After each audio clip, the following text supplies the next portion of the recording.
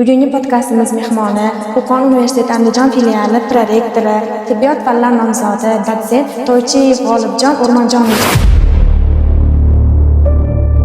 Assalomu alaykum, hurmatli tomoshabinlar. Bugungi Ilm yo'li podkastimizning navbatdagi soni. Bugungi podkastimiz mehmoni Qo'qon universiteti Andijon filiali prorektori, tibbiyot fanlari nomzodi, dotsent To'ychiyev G'olibjon O'rmonjonovich bo'ladi. Assalomu alaykum, ustoz. Alaykum assalom.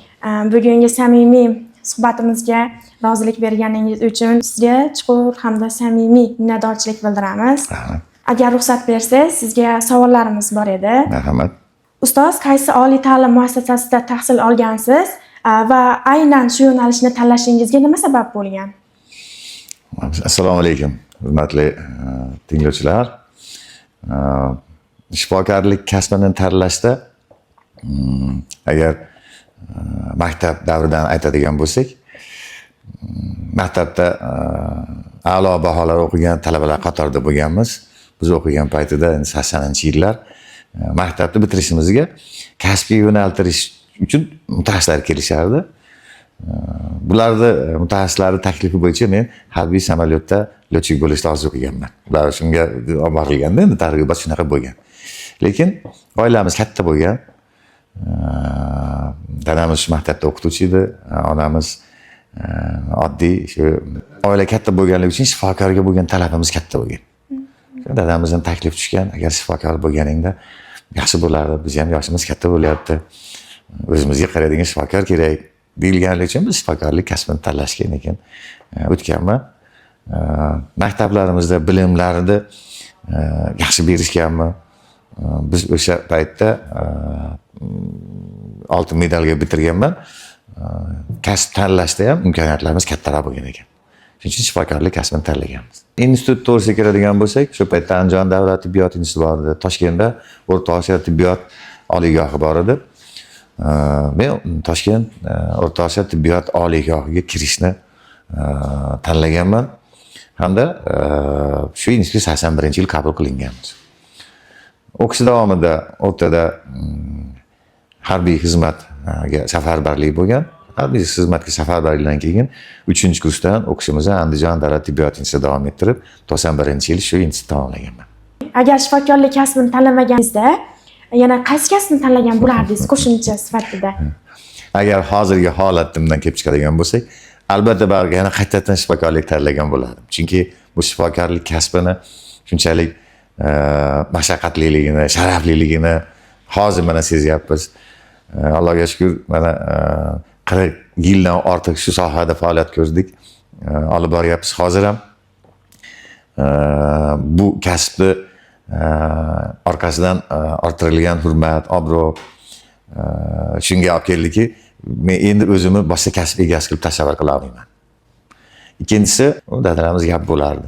Eng kasblarning ichida eng zo'ri o'qituvchilik ham shifokorlik degan. Hozirgi holatda men ham o'qituvchiman, ham shifokorman. Rahmat, domla. O'qish davrida, ya'ni talabalik paytingizda sizga ta'sir qilgan eng katta voqealardan, ya'ni esda qolarli voqealardan biri qaysi bo'lgan?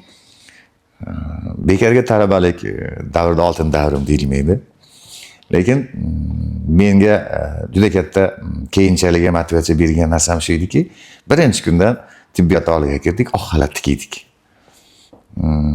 Uyga borsak, uyda, ko'chada do'stlar hammasi menga doktor deb muomala qilishni boshladi. Ayrim talablarni ham qo'yishni boshlashdi. Oddiy qilmasdan taxminlab o'lchab qo'ying.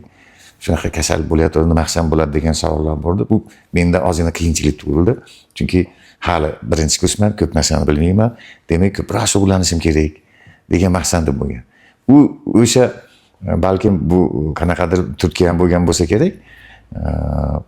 Ikkinchi kursdan ishlashni boshlaganman. Ikkinchi kursdan tibbiyot birlashmasiga borib, shu bosh shifokorga uchrab, faoliyatni olib borishga to'g'ri keldi. Maqsad o'rganish bo'ldi. Keyinchalik mana atrofda beriladigan savollarga,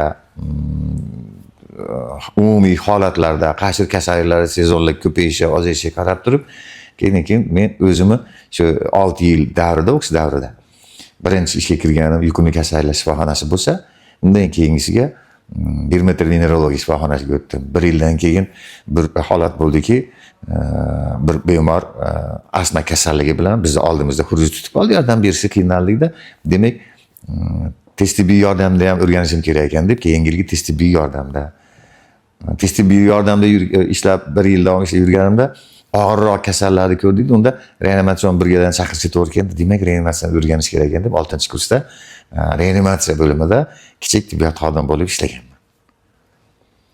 Demak, bu kabi hodisalar sizni o'zingizning kasbingizda, ya'ni o'zingizning ustingizda ishlashga yana ham turtki bo'lgan.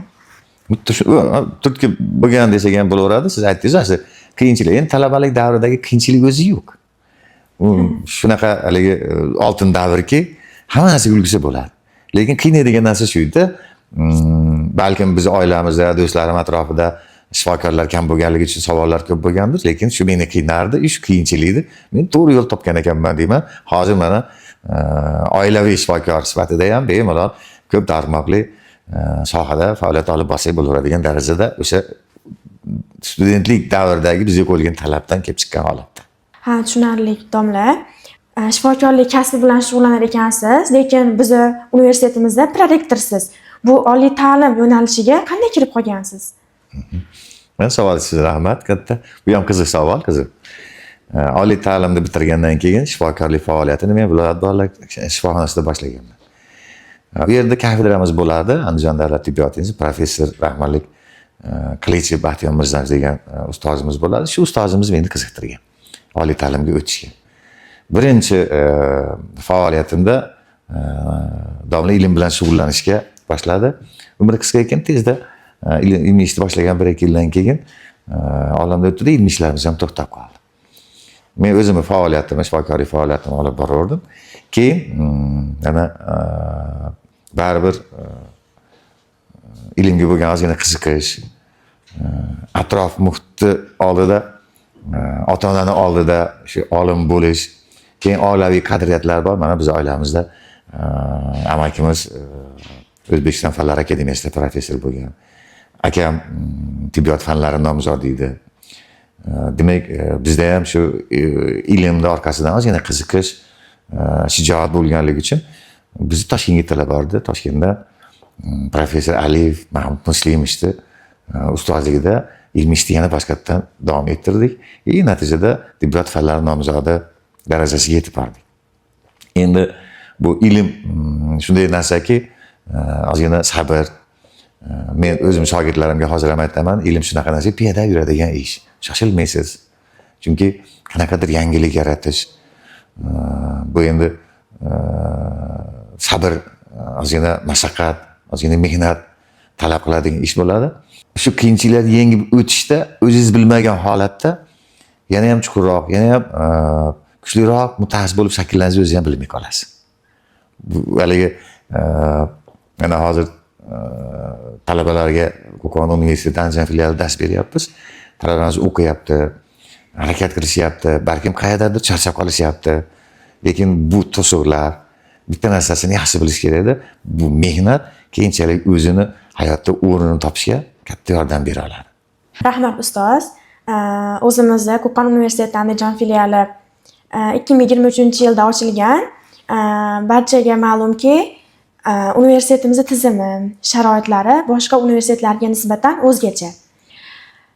Universitetimiz ochilishiga siz ham qilsangiz juda ham ko'p, lekin menda bir savol tug'ildi. Bu universitetni ochishdan asosiy maqsad nima bo'lgan? Juda ham yaxshi savol.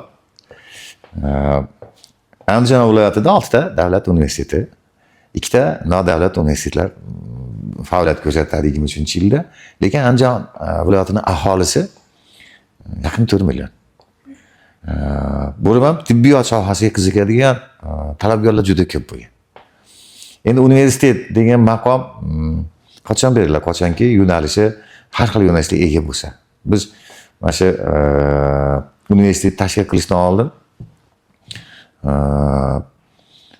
shu universitet tarkibida bir nechta yo'nalishlarni ko'rib chiqdik. Shular jumladan mana hozir faoliyat ko'rsatgan tibbiyot yo'nalishi, iqtisodiy yo'nalishlar, filologiya, boshlang'ich maktabgacha ta'lim, yana boshqa orzularimiz ham bor.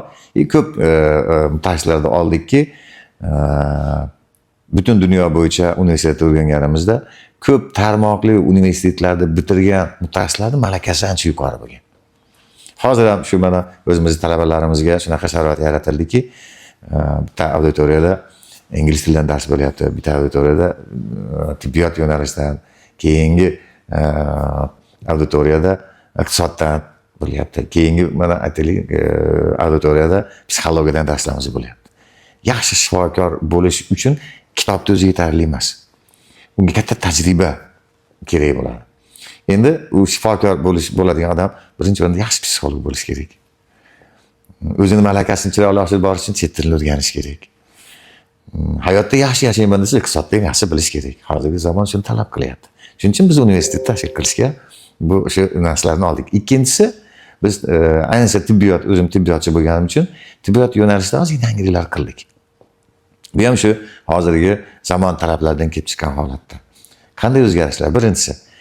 Birinchi kursga kirgan talabani birinchi kursdan unga qaysi mutaxassisga qiziqishini o'rgandik. Unga biz yordam berdikki, o'zini kasbga tanlashga, kasbga yo'naltirishga. Kimdir ginekolog bo'laman, kimdir xirurg, kimdir stomatolog. Unga yordam qildik. Uni talabani o'zini mutaxassisligi bo'yicha yana ham kengroq tasavvurga ega bo'lishi, yana ham tajribasi birinchi kursdan ortish uchun amaliyotini ham o'zi tanlagan yo'nalishga qaratildi. Va ikkinchisi, tibbiyot universitetlarida hali amalda qo'llanmagan chiroyli loyihani qildiklar, patronaj xizmati. Ya'ni biz o'zi aslida 6 yil davomida o'qitib, umumiy amaliyot shifokorini tayyorlaymiz. Endi umumiy amaliyot shifokorining birinchi qadami qayerdan boshlanadi? Demak, oilaviy shifokorlik punktlaridan. Shuning uchun patronaj xizmatiga biz talabalarimizni o'zimiz universitetda mutaxassislar bilan o'qitdik. O'qitgan talabalarimiz o'zlari talabalarni o'qitish uchun trener qilib tayyorladik-da. Hozir 50 dan ortiq mana talabalarimiz patronajlik, hamshiralik kursida trenerlik qilyapti. Bugunga kelib 1000 dan ortiq talabamiz hamshiralik kursida, patronajlik xizmatiga tayyor. Ham xalqimizga yordam beryapti, ham o'zining tajribasini orttirib boryapti. Domla, farzandlaringizni hayotida ilm yo'lini ahamiyati nimada deb o'ylaysiz? Qay darajada ilm yo'li? Farzandlar to'g'risida qancha gapirsangiz oz. Bu ma'naviy boylikka deysizmi, iqtisodiy boylik deysizmi? Men agar farzandlar to'g'risida gapirsangiz, men eng boy odamman. Allohga qatla shukr. Aslida endi biz kitoblarimizda farzandlar to'g'risida maqtanib bo'lmaydi deyiladi, lekin bularda hozirga yetishgan yutuqda asosiy narsa shu ilm. Biz oilamiz katta bo'lganda, biz o'zimiz shaxsiy kutubxonamiz bo'lgan. Dadamiz tomonidan tashkil qilinganda kutubxonada 5000 ga yaqin kitob bo'lgan. Shunday holatlar, kunlar bo'ldiki, viloyat hokimligidan, respublikadan kelishib, shu dadamizdan iltimos qilingan, juda katta boylikka ega ekansiz. Boylikka. Tushunsiz, mana bu kitob ilmni aytyapman-da, boyligini. Shu kitobingizdan xalqimiz ham foydalansa, uy kutubxona qilsangiz degan iltimos bo'lgan. Men yosh bola edim unda, maktabda o'qirdim. O'zim kelib, kitoblar endi yo'qolib ketmasin, katta bo'lgan kitob pechat yasatib kelganman men. Hamma kitobga pechat qo'ydik. O'rmonjon To'ychiyev kutubxonasi. 58 nomer qo'yganman. Men shu raqamni yaxshi ko'rardim. Mana ilmdagi boylik endi. Shu kitoblar ichida yurdikda, shu kitobdan birga mana biz ilmga kirib keldik. Ustozlarimiz bizga to'g'ri yo'l ko'rsatishdi. Qiyinchiliklardan qochmadi. Endi farzandlarimizdagi hozirgi yutuqlar shu ilmga bo'lgan qiziqish bo'ldi. Aytaylik, mana ozgina tadbirkorlik ham qo'shib davom ettirayotgan ikkinchi farzandim stomatolog Sherozi. Institutda o'qitayotganimda yoki institutdan oldingi holatni aytib beraman. Mana men o'zim harbiy uchuvchi bo'laman dedimda, dadamiz shu shifokor bo'lsang, biz qarayapmiz, bizga qaraydigan doktor bo'lading degan shifokor bo'lganman. Balkim shu otaning vasiyati, otaning gapi bilan men o'zim aytamanki, xalq e'tiboridagi shifokor bo'la oldim. Endi shu o'g'il bankir bo'laman dedi. 2 yil harakat qildi. Ikkosida ham shu narxozga bog'liq yetmadi, yiqildi. 3-yiliga armiyaga borib kelib tayyorgarlik ko'rayotganda shu kechki gaplashib o'tirdikda shu men dadam gapini takrorladim o'g'ilga. Mana shunaqa bo'lgandi, men shifokor bo'ldim. Shu dadam biroz gapi bilan yomon bo'lmadik. Xudoga shukr. Kirib ketdik. Ertalab soat 5 da chiqsam tashqarida yuribdi o'g'il. Uxlamasdan yuribsan desam, dada men shifokor bo'laman degan. Shu Serozi o'g'ildan shu gap chiqqan. Qo'yingki, o'sha yili tibbiyot instituti topshirib budjetga kirdi. O'qishni boshladi, o'qish davomida men dada elitniy stomatologiya qilaman. Hozir mana shu maqsadga erishdi, o'zining xususiy shifoxonasi bor. Lekin hozir ham to'xtamaydi. Hozir ham ilm oladi. Bir yilda hech bo'lmaganda 2 marta qayerlardadir shu stomatologiya bo'yicha o'qishlar, maktablar, qanaqadir ma'ruzalar bo'lsa, qayerda bo'lishidan qat'iy nazar. Albatta boradi. Men aytaman, sen yaxshi stomatolog bo'lib qolding, shartmikin? deb sanamoqchi bo'lsam, yo'q dedim, men rivojlanishdan to'xtamasligim kerak. Aytaman, ilmiy ish davlasa, ilmiy ishlarni yakunlaydi. Lekin hozir xalq orasida men xursandman farzandimdan. Yaxshi stomatolog qatorasiga qo'shildi. Bu ham ilmni orqasidan bo'ldi. Endi orqasidan keladigan moddiy barqarorlik tabiiyki odamni yana rivojlantirishga olib keladi.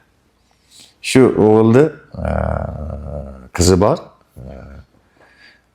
Samira deb 2023-yilda Qo'qon universiteti Andijon filialini ochish davrimizda men sal ish bilan ko'proq shug'ullanibman-da, sal kech qolibman. Opa dadam oldiga olib boring degan ekan, o'g'il kelinlar bilan meni oldimga kelishdi. Paytda endi 2023-yil institutni tashkil qilayotganmiz. Ishimiz ko'p bo'lgan. Institut endi kichkina dargoh emas. Ishimiz ko'pligi uchun sal ushalib qolgan ekanman. Keldi. Telefon qilishdi, biz kelyapmiz. Opa dadam, nevara sizni ko'raman dedi. Men kutgani chiqdim, chiqsam, nevara shuni institutga kirdida hali 4-5 ga kirgan qizcha. Men shu joyda ishlayman dedi. Universitetligini ham bilmaydi. O'qiyman emas, boshqa ham emas bo'lgan narsa. Men mana shu joyda ishlayman dedi. 5 yoshli qizimiz. Mana odamdagi g'urur endi bu.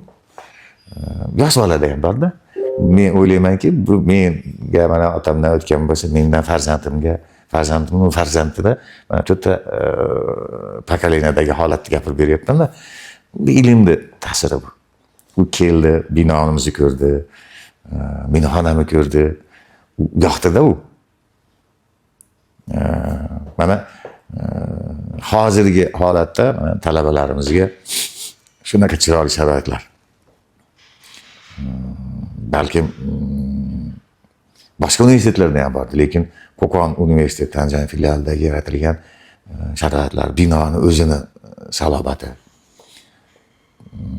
ichida talabalarga yaratilgan sharoitlar, til o'rganaman deysizmi, hamshiralik ko'rsatishmi, sport bilan shug'ullanaman deysizmi, qo'shimcha daromad qilaman deysizmi, katta imkoniyatlar borda. Faqatgina bunga ozgina ilm bilan yondashishlik talab etiladi. Nasib katta yutuqqa erishish mumkin bo'ladi. Mana domla, farzandlaringiz haqida g'ururlanib gapirdingiz. Bundan men ham juda xursand bo'ldim. Endi shogirddan o'qituvchini bir farzandi deyapti. Shunga agar shogirdlaringiz haqida nimalar deya olasiz? Ya'ni shogirdlaringiz qilgan ishlar, ularning yutuqlari. Katta rahmat. Men o'zim shogirdman. Hozirgacha. Ustozlarimga ta'zim qilaman. Mana shu ilmni orqasida harakat bo'ldi-da. Biz Andijonda bir necha yangi operatsiyalar qildik. Shu yangi operatsiyalarni amaliyotga tatbiq qilishda har imtihonlar bo'ldi. Imtihonda eng hijolat bo'ladigan odam ham ustozim bo'lgan. Tasavvur qiling, imtihon 10-15 ta professor ichida siz qanaqadir yangiligingizni aytyapsiz-da, shular ichida ustoz o'tiribdi. Nimagadir javob bera olmay qolish, qayerdir xato qilib qo'yish men uchun boshqa o'tirgan insonlardan ko'ra ustoz oldida eng mas'uliyat hisoblanardi. Ustozni obro'si, ustozni hijolat qilib qo'yish degan narsadan hijolat bo'lardim. Endi mana hozir shogirdlar masalasida endi yoshimiz katta bo'lib, mana shogirdlar yetishtirildik. Meni shogirdlarim hozirgi paytda 3 tasi tibbiyot fanlari doktori, 3 tasi professor. Hammasidan xursand bo'lamanki, birinchidan ilm orqasidan quvlashdi. Mehnatkash, mehnatdan qochmadi, qiyinchilikdan qochmadi. Hammasi o'zini sohasida. Aytaylikki, bittasi mana Ziyovuddin degan shogirdimiz Farg'ona vodiysi bo'yicha yagona plastik xirurg. Yosh bolalar o'rtasida. O'qimadi, mehnat qildi. Imkoniyati iqtisodiy tomondan ozgina cheklangan bo'lsa-da harakat qildi. Hozir viloyatda yagona mutaxassis sifatida doktorskini himoyaga olib chiqyapti. Ikkinchi tomoni bor, shogirdni ustoz, meni shogirdim deyishi noto'g'ri bo'lsa kerak. Agar shogird meni ustozim deya olsa, men xursandmanki, meni ustozim deydigan shogirdlarim ko'p. 40 yildan ortiq davomida bo'lgan biz ham amaliy sohani oliy ta'lim bilan bog'lab birga olib bordik-da. Hozirda shogirdlarimiz ko'pligidan ular bizni ustoz deb kutib olishidan juda ham xursand bo'laman. O'zi aslida ustoz so'zi bizni millatimizga, biz kamtarona odamlar deb o'ylayman. Biz nima derdik? Domla derdik-da endi. To'g'rimi? Biz ham domla deyishardi, biz ham domla deganmizda 2000-yillarda kirib keldi-da ustoz so'zi, to'g'rimi? Mana maktabdan boshlandi. Bu so'z ulug'vorligi nima desam bo'ladi? Balkim bir vaqtlar shu domla deydi, ustoz degan so'zga ozgina o'zimizni kamtarona tutganmiz. Hammamiz ham butun O'zbekiston bo'yicha. Lekin hozir mana shogirdlar, Xudoga shukr, farzandlarimizdan qanaqa xursand bo'lsak, ustozlarimizdan xuddi shunaqa, shogirdlardan ham xuddi shunaqa xursand bo'lib, g'ururlanib gapiramiz. Endi talabalarimizga bundan xulosa qanaqa bo'ladi? Biz hozir juda katta oilamiz, katta universitetimiz. 500 ga yaqin ustozlar ishlashyapti. Men talabalarimizga aytgan bo'lardimki, biz ustozlarni oldida ular shunaqa mutaxassis bo'lsinki, biz ustozlar ularni qilayotgan ishdan faqat g'ururlanib yuraylik. Talabalarimizga faqat tilagim shu bo'lardi. O'qisin, qidirsin, izlansin. Biz xohlagan, bizni respublikamiz, bizni prezidentimiz xohlagan har qanaqa chet ellik mutaxassislar bilan bemalol tortisha oladigan, tenglasha oladigan, kerak bo'lsa ustunlikka ega bo'lgan shogirdlar yetishib chiqishini xohlardik. Demak, domla, siz ikki karra boy ekansiz. Ya'ni iqtidorli, bilimli farzandlarning otasi, ikkinchisi juda ko'p yutuqlarga erishgan, sizdan faxrlana oladigan va kelajakda siz ulardan faxrlana oladigan shogirdlarni mehribon, intiluvchan ustoz ekansiz. Mana shu yerda men bitta narsani aytib ketishim kerak edi. Bir konferensiyada o'tiribmiz. Ya'ni shogirdlardan maqtansa bo'ladi, to'g'rimi? Bo'ladi. Ikkita shogirdim konferensiyada taklatga chiqdi. Yonimda bir o'zimizni tengqur shifokorimiz, olim odam o'tiribdi-da, menga havas bilan gapirdi. Domla dedi, siz ustalar, shogirdlarni dedi, qanday tanlaysiz? Shogirdlaringiz ko'ring yutug'ini. Men endi domlaga birinchidan minnatdorchilik bildirdim, chunki meni shogirdlarimga u urg'u beryapti-da endi. O'ylab qoldim.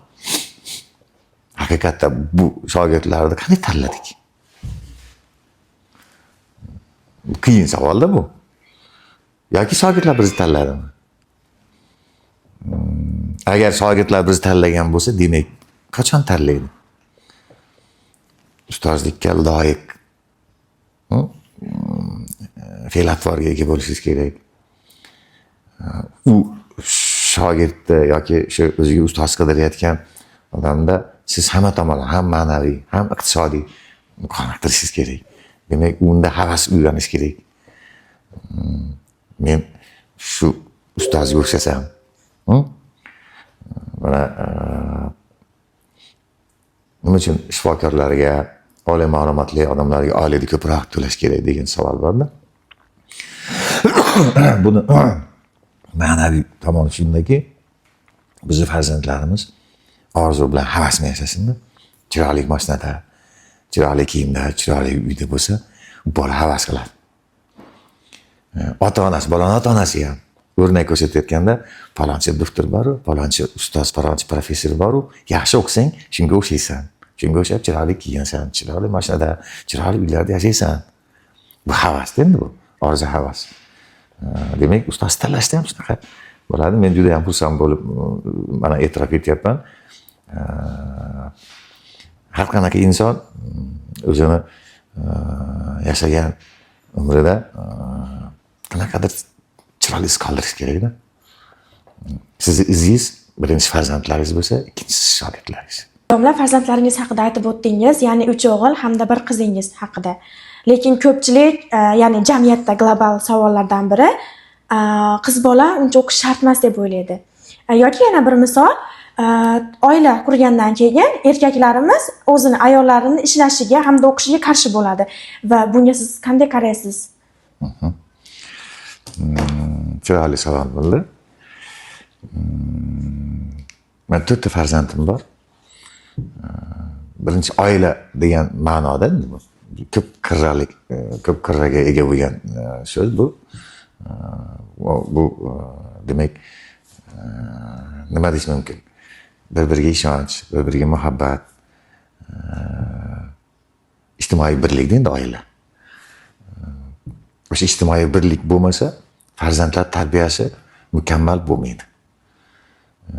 Endi bu farzandlarni tarbiyasida, shu mukammallikda ota bilan onani o'zini ma'lum bir vazifalari bor. Agar men o'zimni oilamdan kelib chiqadigan bo'lsam, turmush o'rtog'im biz sinfdosh bo'lganmiz, bitta maktabda o'qiganmiz. 4 ta farzandimizni shunchalik tarbiya qilishida, shunchalik yutuqlarga erishishda ona sifatida uni rolini men yuqori qo'yaman. O'zi aslida ham shunday deyiladi-ku, ota ertalab ketadi, kechqurun keladi, ish bilan oilaviy iqtisodiy holatini tiklashga qaratsa, ona bolalar tarbiyalashi bilan shug'ullanadi. Meni qizimdagi tarbiya, o'g'illardagi jasorat, hammasi demak shu bizni oiladagi halolimizdan bo'lsa kerak deyman. Hammada ham shunaqa bo'lishi kerak. Ya'ni endi xulosa qanaqaki, maktabda birga o'qidik, oliy ta'limda jurnalistikada o'qigan, viloyatda o'zi yillar, yaqin 25 yil adabiyot va san'at bo'limini boshlig'i bo'lgan. Demak, ma'naviy yetuk inson sifatida men bolalarimni zo'r tarbiyaladim. Endi sizni savolingizga keladigan bo'lsak, men javob berib qo'ydim shekilli. Biz qizlarimizni demak bola tarbiyalashdagi rol yuqori deb oladigan bo'lsak, biz o'z qizlarimizni o'qitishimiz kerak. Har bir odam o'zini farzandini o'qimishli, bilimli bo'lishini xohlasa, demak oilasida birinchi o'rinda shu muhit yaratib berish kerak. Unga imkon berish kerak. Agar bizni onalarimiz o'qimasa, o'zlari ilm egasi bo'lmasa, o'zlari qaydan tajriba orttirmagan bo'lsa, farzandiga qaydan tarbiyani bera oladi?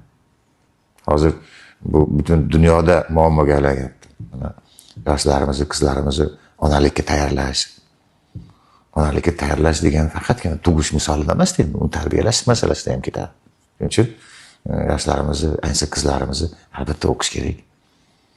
Albatta ma'naviy boy bo'lish kerak farzandlarimizni kelajagi uchun.